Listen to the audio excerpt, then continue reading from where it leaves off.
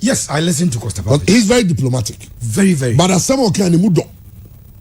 Say Obia, Obeka Sansam no Oka. Efo no Costa Babich back on the house. Salaja can be as a no because Alaja can be your cancer as and no house. And I clear from Alaja can be at a press conference, any interview on any one. He has shown clearly that his allegiance is to the board chairman, not across the folk.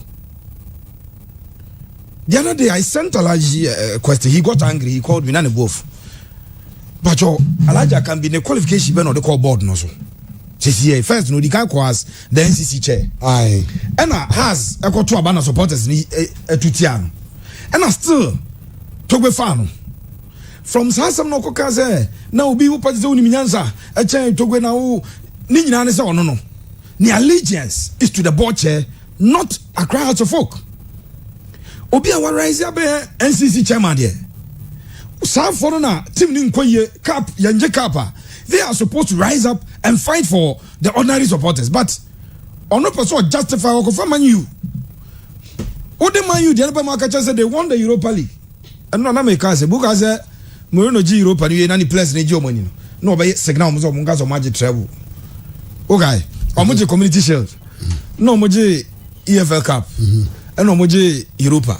Chomujina Europa no Moji Manina, Zlatan Moises or more crashes business. No, but signal almost said trade. No, most of the man you had travel. Okay, and who's on also car a Jewa Memorial Cup natural. Obia, a board member of a car to focus say, has a Jewa Memorial Cup today. And Kofobi Amamia Unomo at the car precision. Anna has a gunti or man for ferry because Unti Frau to Fox, Mamma anniversary, Mamma Unti has a mabble ball. As a moment Tibida. But because of the level of a crowd of folk, or beat to me friends of a bomb, now my anniversary, you know, yet now has a 2 bars of a ball. No, magic, Jose has a cup.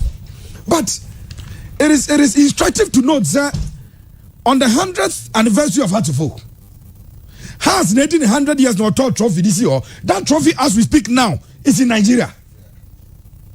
As we speak today now, Heart of Folk 100th anniversary centenary celebration trophy, no, it's in Nigeria. I mean, TB that. So be din anniversary no afro be no abesha na gene cup go. Me who be that? Even your own centenary anniversary cup, you couldn't win it. But as a board member, because Togo is the board chairman, Alaja can be okay. What you not told there? A hamika cry, Dr. Nyawota Makula. You knew what he did for Heart of Folk, the musical youth. There's somebody who came with a revolution. Our Heart of Folk, ever changing your man. Heart of Folk started winning. Heart of Folk, sir, tell her, sir, musical youth, the moon as Samoko every bamba. Samoko, yeah. No musical youth. Because now crash that time. Nyahoba has had in the house. Me person me boosters our board members don't mean different than they say. As supporters of Heart of Folk, are they happy? Me question me was I don't know. So you are supporter of a big team, Heart of Folk. Chairman, a big club in Ghana, a big club on the African continent. You have gone trophyless for 11 years. Newsweek, yes, Alaja can be to resign at the next board meeting. Newsweek, say he has already resigned. Alaja can be. When you asked that question at our press conference, no. There's a man in Trimuda. Adabi me friend Alaja can be on radio. I'm catching Alaji. Oh, the funny sending penny and Pewasem. Has the folks supporters in our town and on your network here. Also repeats that and say, Brian, two Obama as NCC chair and almost started someone penasem. It's Alaji to who could let you know, because all the house, no. And the funny say, okay, the story of Jonah in the Bible. Almost started some ye. So no one can say or no say me. It's a money film now. She please stabilize them come baby. Oh man, you know. And tell you the for Saudi and I time because you have acknowledged or see a 2 abanu ye no. And obi sorry catch and say on man in term of office I ungovernable. He made those words here already iso. On man I ungovernable. And just people supporting a crowd of folk they don't like you. And then I want to one house now also support to be no. Ebia ya wala agenti and unconforma has in your kappa. Chon which chain. Now has in your trophies as a fan of Heart of Folk. Also any baby and as a has a trophy. No on your board member Narinye. I'm surprised the way they are running Accra to folk. Now the other day, nobody can take it away from Togo that he's not spending. But I don't know me pay obi submission or in pa. But you spending almost spending your house. Auditors now auditing him for Togo firm back no more sabe auditing no on my passive one. Is it prudent spending? Okay, sir, under one Laporta. Now Messi or more call national team duty. So more call Ballon d'Or Gala Awards bia. Now one Laporta more charter flight. Barcelona for board members and Trase catches a penny and spend easy. And one of the reasons are Juan Laporta lose the presidency of FC Barcelona because says can they was spending fine, but a prudent spending and I see can I was spending all spending a year. When I heard that figure that Togo has invested around $7.5 million, I said, wow. And where is that investment? Some investment in a way. Until this year, almost a Juma or Pobi my own. And now I had to Fox supporters and demonstrate to a secretariat on. And I mean, who the true state of the Heart of Fox secretariat. My name is Ajaremo video now. Secretary, a forming in Asai. It's a $7.5 million investment in a way. And when you say to confirm why House of Fox secretariat and not befitting, let me borrow the words of Kotoko management chief for buying. Befitting. Who's on your meetings or almost on your meetings? I'm trying to go where it is now. Or who's a 1 year baby meeting? How to Fox secretariat no. But it's a prime area of Accra. But look at the level of I say a dear pan and one house no, and as a football fan, as someone at the Biana mene samene yenunya problem was in Venga. Ya come say waboya me stadium. Waboya me stadium. Now as in Venga or a contractor. He is supposed to be winning trophies. Any of the assessing coaches. Yes, his prudent financial management of the club. Arsenal as stadium. But at the end of the day, no. Young Kochaki coach Biani and go first stadium as the achievement. I had trophies. Can come House of Folk Secretariat Nini. Share. I got my video and start for more. Tete House of Folk Secretariat Nani. And that way now. Omoche Champions League. This kind of toy. In those days, I think $800,000 or so. And go later and go for the catches. Papa no eka but the emphasis. But sure, okay, got to Diana na obi double ya also do it. One board Diana decision. Sabo je when I'm ready has ladies no bufu am ka some ko bubu mo kai. 5.7. Na se mo ko bubu na self. E jan patcho man ko be about the decision we kire. Where are be on? Say abontin. Now Abeno. Patrol her one inside and outside. Okay. And quite a flower cry. Okay. And she has secretariat inside me. A formony. This is how to Folk secretariat. And this is the reason board meetings here now and also elsewhere. They feel that when your baby is on bob. And today now $7.5 million no. What can we show for it? I didn't show. The bet my show is there. Probably mine. I'm saying until recently, my year no. But man, say a GT Bank loan. Yes, I know quite a loan. I'm contracted. Okay. It's until recently, but I'm talking about the supposed $7.5 million spent by Togo.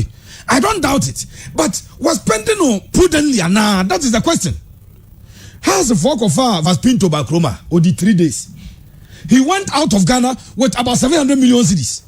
Was Pinto.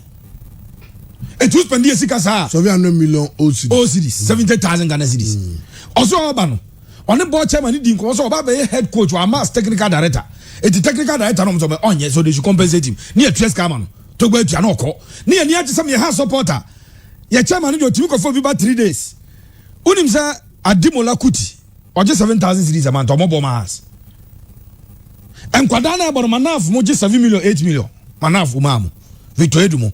But Adimola Kuti, I just 7,000 on Keke Boma has that on Asoto. What you pay? This is not prudence. Financial, you are not being prudent in your finances. So he has spent the money. But open your phone lines as a House of Fox supporters and identify one thing about Makase. Sikani outspending. It is not winning us trophies. It is not building us infrastructure. It is not giving us any other thing. And check the problem. Yanya MDs upon MDs. How structure and say your MDs. Yanya coaches upon coaches. The only constant factor in Hearts of Oak ever since Togo Bayern, the board and its chair. Diakabia Sada. Neil Armstrong Motagbe. Also rising from the ranks of Hearts of Oak chapters. NCC chairman. Minim say Kangamba Kasem we are has for advertising. Some who pursue first MD no. Okay, has news. Say maybe more Mojai. Who's an extra will be alright. They are not the best studio. Your force. To be a man who can come out. I do any papa could pay and qualify. Because say after SOMBA, SO no much as die in the wool of House of Oak. Yeah. It's only Neil Armstrong and I qualify. Neil Armstrong I has and the president of Ghana Advertisers Association. Ankra did Gerard Ankra why former FA vice president Fred Cranes I has and ye Johnny Naso okay Ghana for Nadia Yanko Fabronia Madomra and your transwo a chapo a Fabroni by and what is the problem? What is the constant factor? The only constant factor of Hearts of Oak ever since Togo take you over. The board chaired by himself. Dear Ken Yinasa, Hearts of Oak players, Opa Yanko Echi. Has assistant players, assistant coaches. Now this season, you have about 14 matches. They say third coach never won the 15th game. Like we say he has the 8 coaches never boy. And then 8 that day. I'm doing the permutation. Maybe four. If there is say no on the 4 never before the number. Saba could the guy started Odum started. And Pepe Chibai. And they say Yaba like Kingston. In fact, Nino are match. Said Nino, but in fact, I just said Nino be acting. And it's a lie about 4 coaches. But lie you can say. But Obasi, almost next to go man now here at substantive 5. No, so be about second. Only uncle baby over coach come some baby. Amon Pamno. David has so no one resigned there. Has Peninipa. I catch him say. Hearts of Oak na Costa package by any agent. And coach in the back. Now me challenging is hard. No say has no. Me some message no be. Has no. A virtually impossible. So Obana say oh yeah you number one. And I'm 70. I say no say okay. Let's go back. Ni en check kwa fa so Duncan koye. Sika kono koye. Kenichi as wachi koye. Frank Nuta was na ne born in almost or manage players. Who's on Frank Nuta 8 months. 4 of 6 players. No matter so no be any contract no matter. Yeah. But he was sacked. Omo pam no so onko. Ya pam Frank Nuta. Ya pam we. E jo ka chem se coach ba. Na say the performance na start say peja. Ono ankasa oye panyin o wotim ba onima de kro. Na trigger na coach ne ko. Enya na coach ikoi. And coach ikoi. A board meeting. Can come do a board meeting. And at a board meeting, no one for team captain. I bet you not team captain, no. And say Fatah Muhammad, he should come out and apologize and cry. And so be soon abonte. Since he's Asian and the new odum. Na Larry Sumaila and about number 2. Yeah. This coach came in. And coach ne buy no. Coach na kasa kapapit kan. Or the 2 matches on mobile buy, you don't hear adwuma. And on my boy. And who so start here no. So ya Obianko has our own coach 11 Wonders game no. All the game plan na fatao. Has Jebola from Nuru Sule and answer Muhammad Lassa. The first pass goes to him. On the ball commandment further now he runs to the other side. Or yes 6 inch swingers. Emu miensa. Emu 4. Bako ayina premier Bochi Frederick Ansabochi. Bako Benjamin Futu the premier. The 3rd one resulted in a goal. The 4th one resulted in a goal. Has against Olympics. Upe player Oshie Park na so padana na Fatah Muhammad. Ya pon ye no. Coach no ko bam no.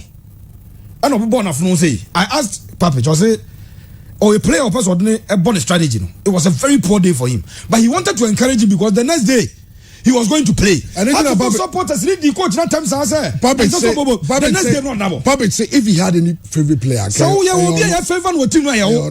Okay, Pepe can in the interview. Who's that? Fatah when you need a crentino or quite anymore recovery night. But Sumaila called back Sahara, Edranisa. But the coach had faith in you and kept playing you. Then you allow yourself for board members to tell you all kinds of pressure one so down as some no can who teams ya as ya can win some you so near can win some school yeah go graduate school kaka na ya you jana wo kai the teacher can no repeat asem no kan nyina utim say emfi ni mu e obi na aka hye na no say koka na captain na nti captain wetima ha ni Collins nanim omo ate obi apra he but dem ngo pa no say fata o say we medicine Suarez on that one emre me two player before say as long as you are playing puppet and you coach there's always the possibility of you two meeting again. Yeah. What that's Bobo? Puppet is still coaching. And one day your path may cross again. It may happen. Chairman, okay, ya today any Pep Guardiola, yeah. At Barcelona. Yeah, they were never going to meet again. They were never going to meet again. And then the agent. Pep sir. Destiny brought them together at Man City. Yeah. And so send the agent, I apologize, one rank up, they are Man City. You are a player. You are still playing. Let management do their politics and then you will free. No, Mama, Dad, how do I have a press board meeting? They say, board meeting, they know the coach will not have major influence on a board member like that than you, the player. Etienne, Bibia could see now in the most unlikely event. Say puppet any fatao. What is going to be your fate under such a coach? And then unim some no kekayen. O subjecting some to critical scrutiny. It cannot stand the test of time because he himself a benefactor of omo coach he introduce you omo. In the now the person oba become about say coach favoritism. How can you be a benefactor of coach in actions no? But you come out and say coach in favoritism. Next our favoritism na obo be come obi. What done it medical person or say prayer be prayer. No cover no training 2 weeks, 3 weeks. No start it. Abra obi aye training 3 months. Na at the hazard ni who turn be obebo. Na Piqué who turn next game against Piqué has been out for 88 days. Well, game okay, was yani Sadiq Adams the sport ba make so can say oh ye checks be amai. With Sabanku ni Sabanku be so no abebo na mane. Oni Sabe di nkomo. Na Sadiq na muzume sending the business Sadiq na won kan. Sadiq there. In fact, Sadiq Adams can say we has one gidi. Me jantro. Me di bi ti amekasa. Me was say Alaja can be resign. I say how is that possible? And how is that possible? Namuni voice no how. No. Resign. No. But also no resign. But anyway. Nisa bankwe we enka kan o kakra bi. Afutu de ma players no na nsan bi. Na yenye Obama ne ne nkasa. Na yewia ne aba Asante Kotoko so aso ye board meeting nsem bi a atete free ho. Ene call mo kono. Certain for some take Kotoko but me so the banana or the Kotoko edu. Yes. Also yes. Banana also. 10:30 your social security and retirement benefits for the years. Just think of it. Good job. You make good money from it. Stay out of football politics. Do good job at 35 going. You'll be taking care of yourself. Those who loves you, they will be deserting you. At the moment, play your heart out. Don't play for an individual. Play for us of football. At 40, you pay your own social security, your own retirement benefits. Well, yen trust. Now okay about yeah to any purpose. I said Dele Alli ni Jose. Yeah. Dele Alli, my Jose what Chelsea. O the Dele Alli tweety no ke be trade ya no the gas and then so oh yeah no na be share. We are see there. Oh can say me dey be asade me can be see you never shut the door behind you. Oh yeah there you never know when you might need that door. Outside of Karama be tough atao. Yeah. Na team no akwakofa Papic as coach. Na so ba no Kofi no. Ah ne waja tu Kofi no. But maybe police pan bi yes na injure me. Or say or no join the police as constable not back inspector. Na inspector nani see no say on penalty. Just be bien wo ye ya na enfe. Yeah no me transfer no. Ti abrante zo ko e wa school na nam school no ko law. Na what do level of COP. And the transfer we brand original office just so call ya who knows okay and also there you know oh mina me no me nu then Osifi on the cars as Adechi when said you were Majuma. And pushes up a transfer. Was it on it? On transfer over submitted the transfer let or a transfer because idea me yourself a town I'm using sir. And I understand that Nipano managing here every time I say. Or catch them and say, you have shot yourself in the foot. Because coach be bad. Coach be also a political player. And as I have problems with you. But it is Obama, but the chances Sawankwe is not likely to come back. People think that he faked that Yarena or the Koji because on also say Nanki a man letter. Onim ne boni awaya. It took the intervention of Obinya Sanki man sack letter. Shabaye in and out of Hatufuk. Wabaye Black Stars. But at every point in time, say Richmond Monusi, Sabankwe or Dohas no is on only the end is also Obi or Yajuma has. Sabano, his life is hard to focus.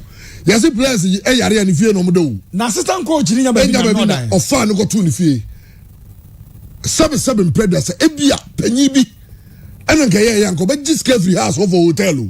Or but the hotels every house. Oh, Momotoko. Sabano, in fact, Obama investigation in there. Or just as a board member, Tokoko, Bank of Ghana, board member. Now, what's your man for Koko Mudiana upon the Kotoba?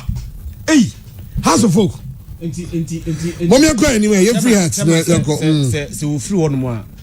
Nurse has to say Benajaba. House of Folk F for me, technical team one. New. Yeah. In the middle of the season, you don't do that. At least, my one bakun cover more or by a bridge between the old and the new. Sabano, Neboni Oyen says he told them in the face. Some more money problem has bring him. Because he's a fan. Oh, they're telling us before being aside being the welfare officer or the team manager, he's a fan. He's a fan of Hatufuk. The began has seen this is what kind of when I'll break. And I'm if we and you say you speak truth to power, on our bread, you'll be victimized. Now, Adebako is how many say chairman? Truly, they have to focus spending over $7.5 million. Then they have wasted a lot of money. Of course. 7.5 is over team. Moise Katumi, Ebedi Champions League. Ruben Neves, chairman. Moise Katumi, Eddie, Ebedi Champions League. You know. We invested $5 million. It won him the Champions League. Yeah. Somebody invested $5 million at the Champions League. Why invest over $7.5 million dollars and you even Ghana Premier League? Not even a single Ghana Premier League. You have wasted a lot of money. I like the president. Also, the President's Cup. Sewa Memorial Cup. Yes, a chief second Champions League. They invested $5 million. It was a project, and we invested $5 million. And the target was that it should win them the Champions League, and they won it. Within that 5-year plan, they won the Champions League. After, more players more player be now almost sporting director ne kasano. Nanka Man City for open.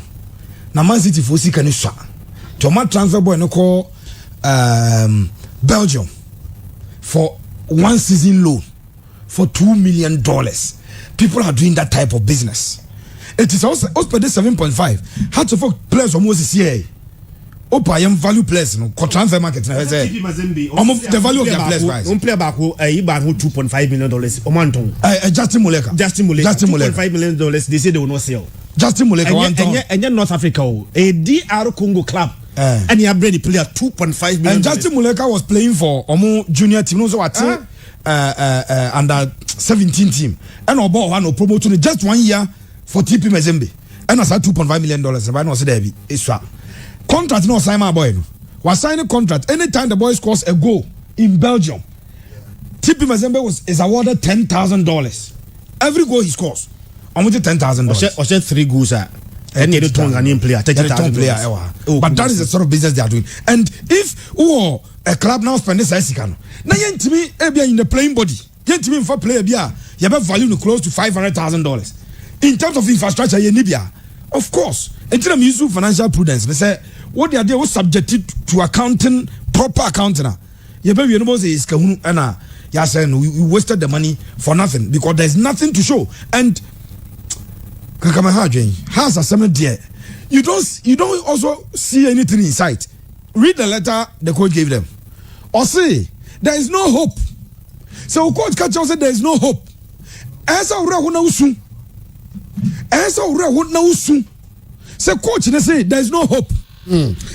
Well, young training here, coach said there is no hope, but how the folk believes that there is hope. How the folk we see a pig on home from this current situation. But well, I just want to customer appetite come exclusively on this show. Amana my said the Nyoma. It's Yako Mauritania, so I go said the Yamrantiano, Omonso, and who's it here? I read the Samsonado, right? Yeah, Oh, Wafa, if I know Samson, BYT. Unimadeno, Namika, Samson Apia. Samson Apia. Samson Japan, okay. Japan now refino. Hey, BYT don't know. Sadiq Adams, the sponsor Obama. Why calls we name checks be any a handsome boy and come. Yet is a CSA larger can be resign. Yet even Sabankwe current situation. Sign it here. Kakame that is many okasa na ante whilst we on na Saban confirmation and it's Saban is what so folk. Ono confirm it from China kono supporter. The new team manager is Beneji. So they confirmed in some few minutes ago. The Saban himself has confirmed there has been an appointment of a new team manager. And they know a news I have to prove for now. They would want to hear a very, very huge figure in the shape of Sabankwe. It's no more. They overhaul, complete overhaul. And I also have to focus more to come. Alaya can be there now. I think that many persons could or not necessarily resign. Let's let it stay like that. Then the same details degree. So Obetina resign or Yena Juma to say the Oyena because team no will be there. He as he said can come going to resign from Dr. Kokut or resign from Angel FM. Your board and our management will resign. We are waiting in another to resign just to come next, but it is impossible to be a better to attack Alaja Camp. And Alaja Camp, you can never leave. Only you have a beer on paper. No, he is no more a board member, and a board member to resign. The board, they mean that was our resign. We are director of a company. You resign now. I never show. And as they have to go to a board meeting. Every day, he will not be acting now as a board member. But then the eminent suspended or Kakako in June has the general meeting and that because we can confirm that Sabankwe himself has confirmed to me and the team indeed he's no more as half a folk as a team manager. But for Monday, a supporter of the team. Sadiq Yadasipi, Sadiq Adams, the sports Obama. I don't know. Need Sabankwe, I confirm the Ama Sadiq said he's no more the team manager of Hartford. From Monday, or a supporter. Or say he will continue to be a fan of Accra Hearts of Folk. Well, so much for Hearts of Folk. So much for Hearts of Folk. So much for Hearts of Folk. Okay. Eti yanyaniyam refie yanyaniyam. In fact, Chama has a crisis no. A bit many effect to team so. Make Kabisi say 1988 before the musical youth now has 85-56 Omanyomo worst ever season finished. Okay. As it also 9 out of 14 club league.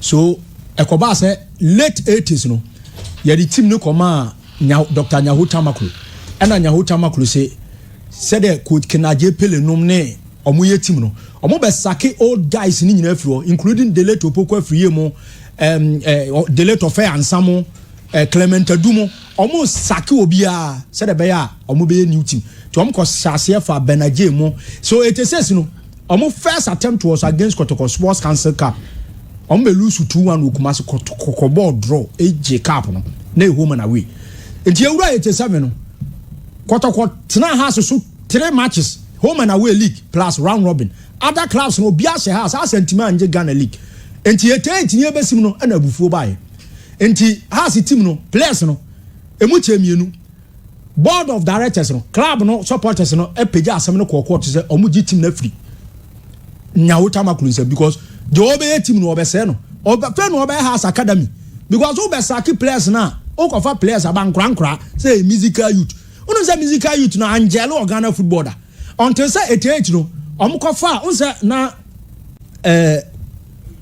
ama Senegal no free Holy Stars aba go face then time 87 league no and omuka say say 88 no players also omu hi omu no so omu amfa sa players na supporters na gigi no omu ehun say omukofa Yima no Kwashi from Abega from Hazakes Henry Akwa from Hazakes omukofa players bi ti say Demibo ni dias Yama Senegal from then go face mu nyina aba na omakofa ya preko mu nja ya preko no onka musical youth no 88 no omu nya Ezekiel Alamu no ye part of Auroras no say sa brand Nigeria ni brand to abetra Ghana ya say o ye Ghanaian ya friend under 17 ko adena omu nyina en gadom no omo so omu sha say omu throw challenge into omu board of directors no dey asam no court and e declare board no winner say omu say club no constitution che say also omu na fa team no into unim first match was against team and the corners unim say has the 14 players na be boss a match okay nenso and a house ni RTU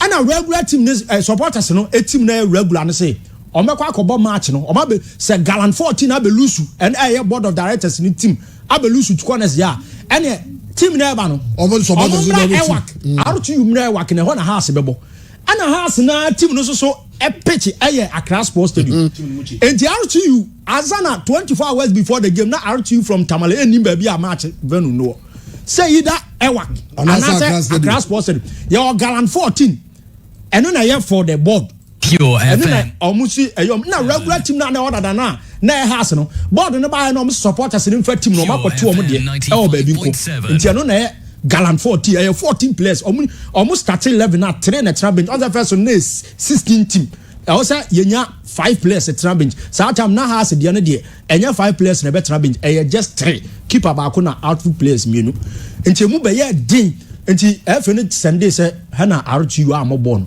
ya the points na mo because house ankasa ni team a ono FN no e che say house that's a way how you are and our third game was against Hazakis and so the same thing 2 teams didn't appear kikri we mu buy na we mu so buy the intervention of the head of say dental PNDC government the late Jerry John Lawrence and also no house of folk ni pa and of fat telephone satan boot no ko ye ko no buy e be catch security personnel ni say omoma board no emu na ye declare mo say satan na nyahota maklo so we influence in terms of politics no we influence party omoma garant 14 na ye for the board no yes nyaho e wo ho emo board na we mu ti time decision ba na esuma ba so ye board na referee point say yemfa nko next day no has lose 3-2 omo ba ya na Jerica so be settle case no and o dissolve we bia no kofa Colonel Akanati no ntu so jani say o made the head of House of Folk ansana 88 no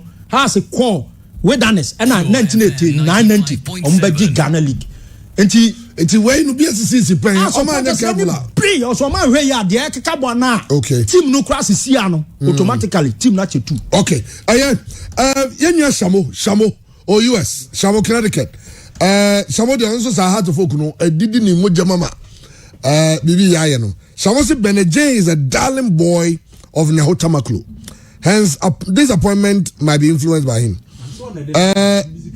in the days of the musical youth Benedict was appointed deputy captain to Santo Fiakwa by now okay yes I don't know that so much for Heart of Folk you move on to Asante Kotoko and so I say because Kotoko game and a league games and so let's not forget Enra as go that say Diana start 4 I don't remember the last time Diana conceded even 3 goals before this game, not Dreams are sending 4-2. Dreams are 4-2. Okay. 4-2. The last 2 games. I consider 8 goals. I consider 8. Now, Kotoko si be a Kasembi. Or Kasembi. Or say there will be total overhaul. Ode yaba be hwe no. But Asante Kotoko say ade now some do 10:30. Yes. Now some do 10:30. They say the banana do do but omo konim na nya easy. Na nya easy. In fact board ni o wadin say na to mo ye by the chain board no. E ga do mo ya arrangement mo team go high. Air Force plane. I say Kotoko. Air Force plane ko ano. Unsa F4. The first one normally call Mauritania, and no one day under 24 call. Yeah. But that was going under routine maintenance, so they needed to pay more for the only call FFI mono. The which are more. But you ask yourself, say, Eden say China could do this time and sana Sikanaba. The problem was that now no crese board when say Nana Bozam Piskentia, Onago Piskentia, Masokoduka. Two things. Yes, I was saying, Maso, no, on now Sakyo because the board no way. And on no Sakyo board, many man come back.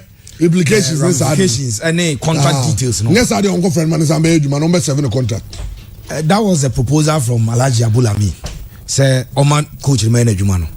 Coach then, Maso Knodu. Instead of somebody, I said, Maso, I don't go good to me. I mean, but he has written to them, say, Oji Nisikanina. One thing, Maso. $66,000 and there's also a compensation so 50 plus 50,000 compensation. That's the $110,000. But for $110,000 I can do 2. I want you 2 and almost him go. We have 415. Could go free 415. But he say mama boys ya bro. And the level of disappointment and what players and any technical team no. Especially say if we and during now unya obi musan say your time ben your be checking time ben clearance your time ben all those information na available to the team our more fly at the aqua. But the good thing is Oma could do Kotoko is ill prepared from the board to the management to the playing body to game okas o transfer your analysis be bear as you want to just spend the air time because right after losing here a board member Ofori the audio Ofori no o say akwasi for African kwade hunya kwade si akwade African kwade hunya this is Kotoko otro de koma enference omo na eso omo kwa Africa okay and toko sorry between Asante Kotoko ne Aduana Stars na Aduana Stars position say Kotoko the league ba kwa Africa dada eti omo timi nkoti yemfa omo da top no yen declare omo da top na kwa Africa. Na me can say Kofi Manu Blue Boy ne domafo nya asempa because Kofi Manu was on radio in the public domain and o ka say biana phone case nyom na eso mko Kotoko na eso mko the Kotoko board met and omo take decisions that they will participate in Africa okay but the board member after omo lusu ye no yes board members me and Salaji Lami I say they will participate on so mokoji some omo den say enka omo yi ho kwan ehia omo kra afidi ende I saw saying any gen, but then they could have taken that decision at the board level not to even participate so that no they will participate but some exposure for the players normal exposure team no then they keep this team together for 3 years normally board members no when say players no so keep them together for 3 years baby contract here omo di baby ka 2 years signing on for omo try Habib Mohamed Ganiu in fact the who is omo nyana so kwa Club Africa consult players omo 5 obia 2 years omo ayomu ntwa signing on fee no and a contract no so say how do you call that player for negotiations at the game where there Kotoko approach no more approach game no say they themselves as omo give you but minim say but this is football anything can happen yes but then normally sir anything can happen no te say there Barcelona be share 6 no on that day, you had the MNS in full gear. Obia performance also. So Kotoko Fabio Gamma ne kwampuku in full gear. Who said no board no more 30,000 say omo lose omo ya there. No omo 20 omo 13. Nasa Papa no he's on record to say some no Monday but omo so much 20 no. E janu 30,000. There be omo 20. Oh there be by sanka sampa informants Alaji Lami Ofori na ayi Jamfi nkabeji omo yawo ne ya bon Ghana nyina some yes board no be mo 30 but some call board meeting say board this ade mo me ensan makopo na mo say ya ba ya keka ensan mo go tua to munya 20 20 no na this is instructive omo say baller boys ne boy no according to Ofori Jamfi o say in 10 years o say Kotoko boss ada but you play that game now ama board member ni aso a wo chose kan wo lusu 2-1 bona ni nti ye chose kan wo lusu yo ofie aye and now Kotoko ball 45 me board me nimba board members because game me heavy throughout bagoro bobo per their own standard the only thing say na possibly 55-45 aha be Kotoko standard and obi aka say Kotoko boss a game no kra sa game no against all the premiership teams in Ghana on be winning league of course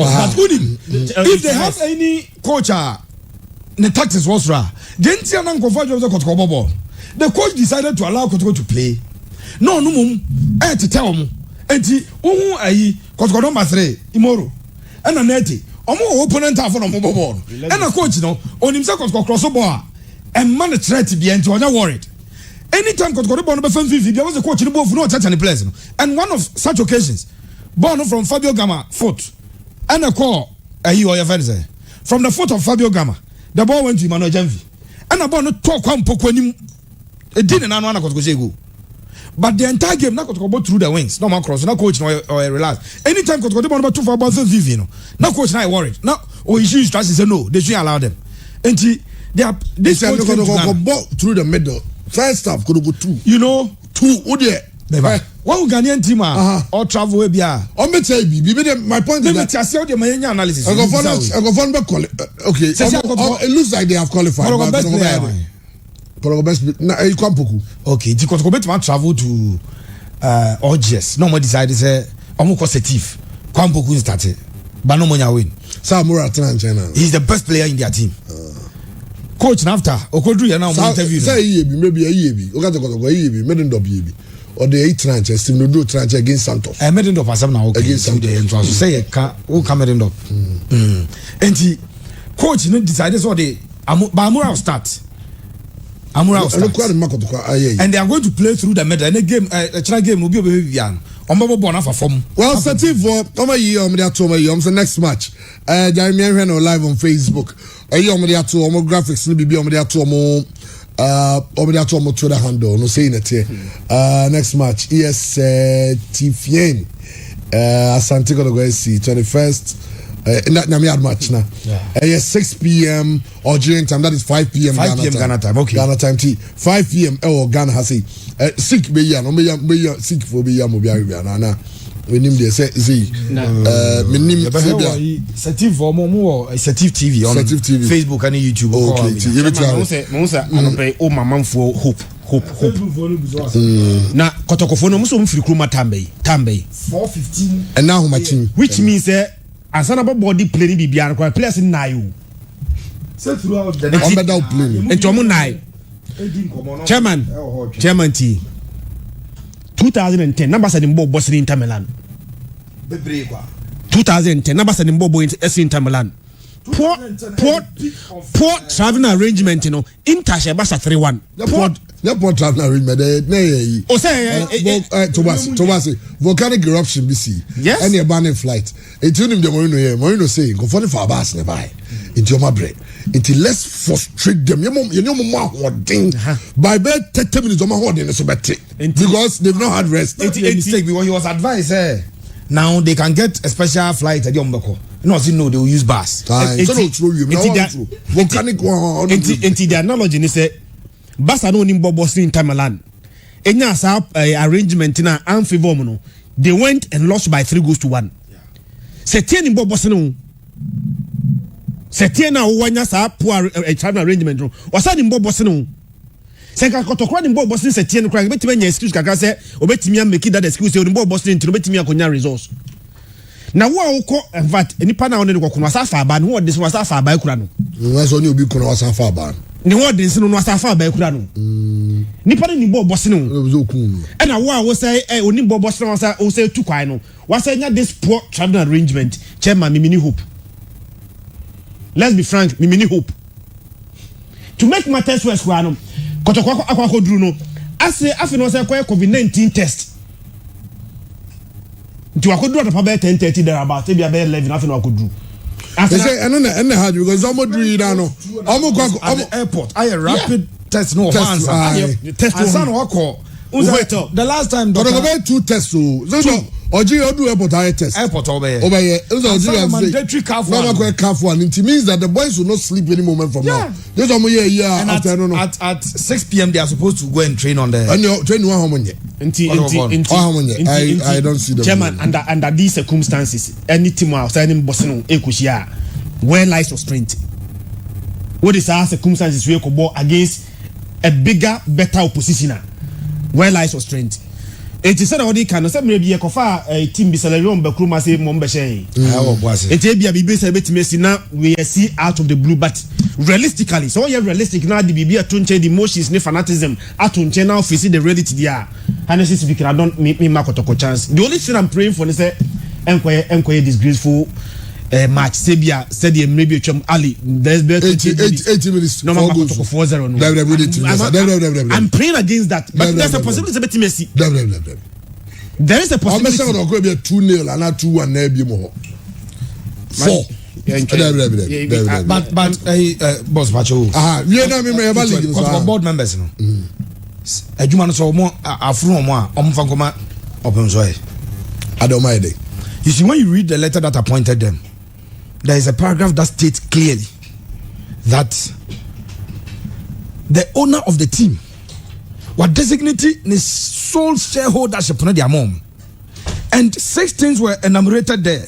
Number 1, and it say, omo ebe policy. Number 2, oversight responsibility over management. Number 3, financial control is there in the letter. Financial control.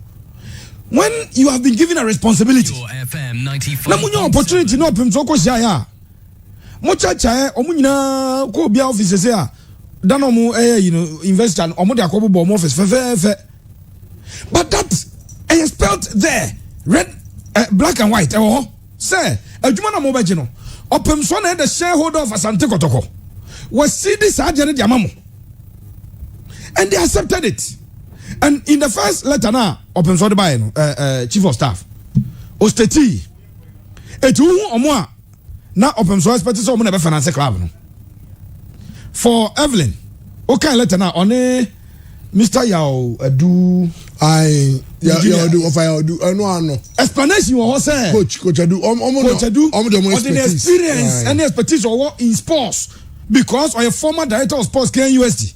And Evelyn, head of sports, Sunyani Technical University. So those people, the letter clearly showed there, they are not there because of financial contribution. Letter says 2 people were top bankers because Exim Bank. GCB board chair there. And Omudientia do one say said about club no, and the first paragraph of the letter. Opem so apart from say team ne beje Nkruwa. Opesa Kotoko a viable finance economic entity as we speak today.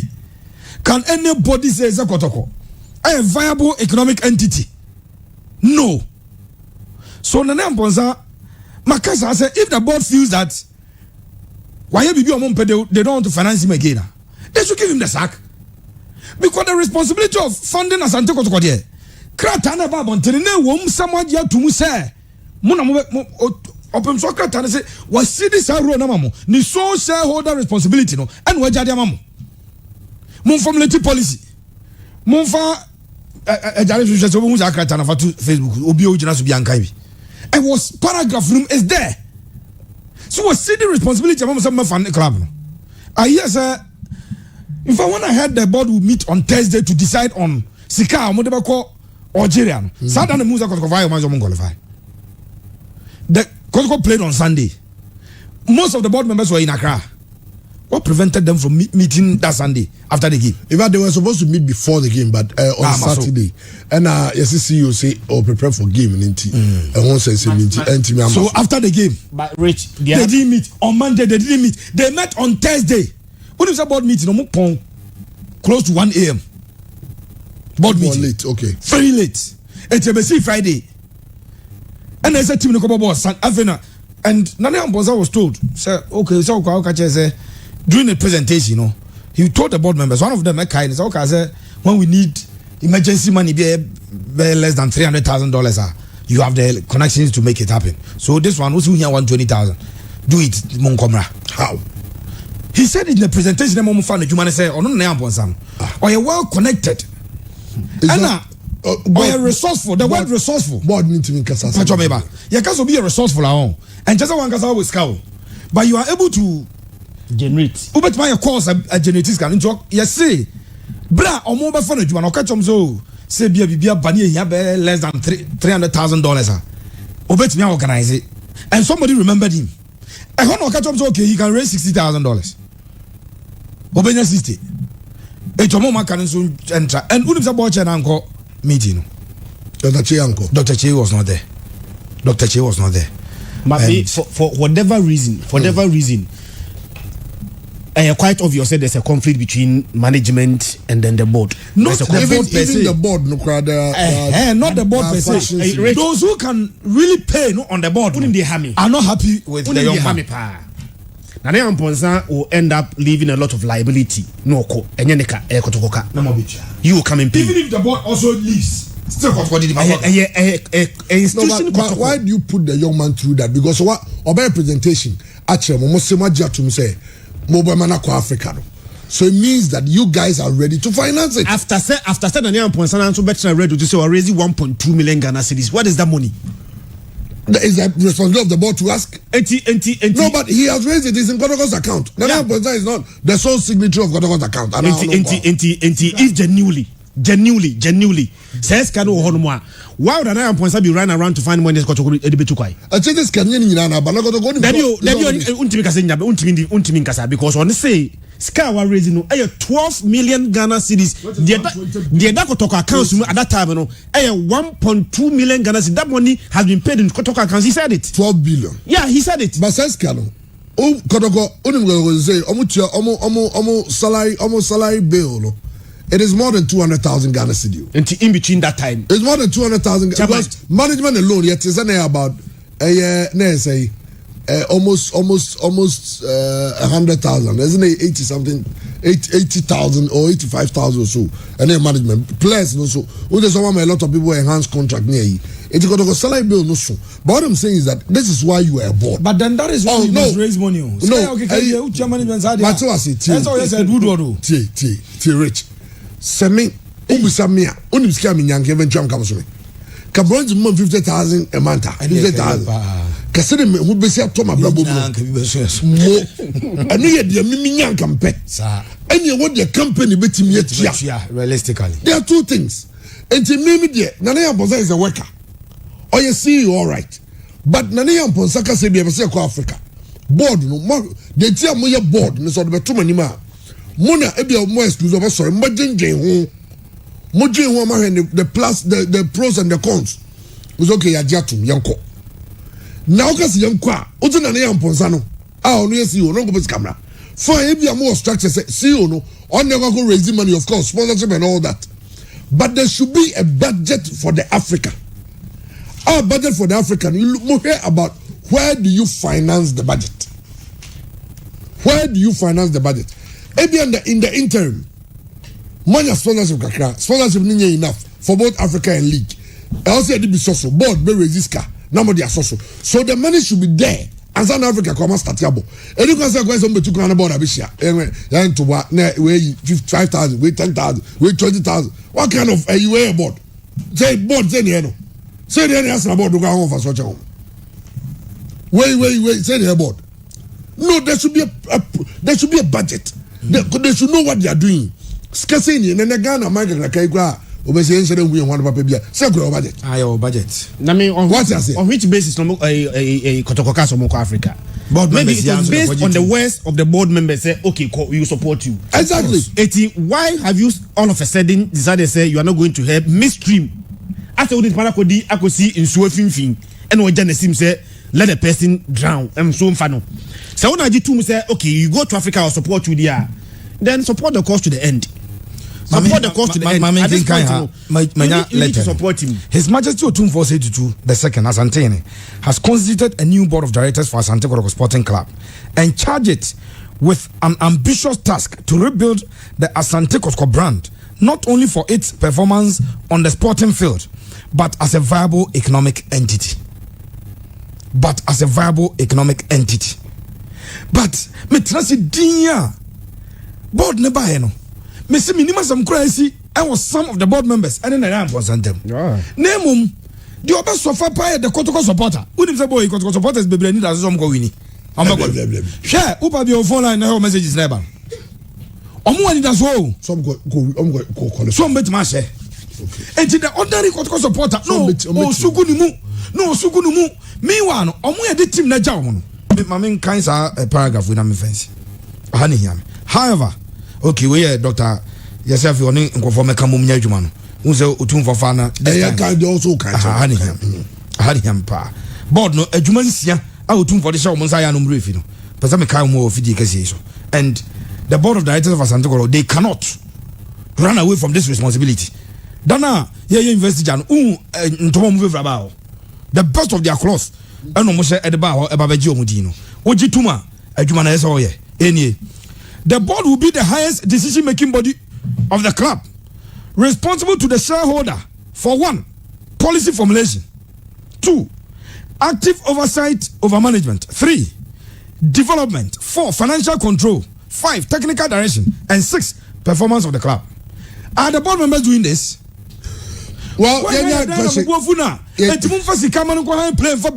in Tukwaya.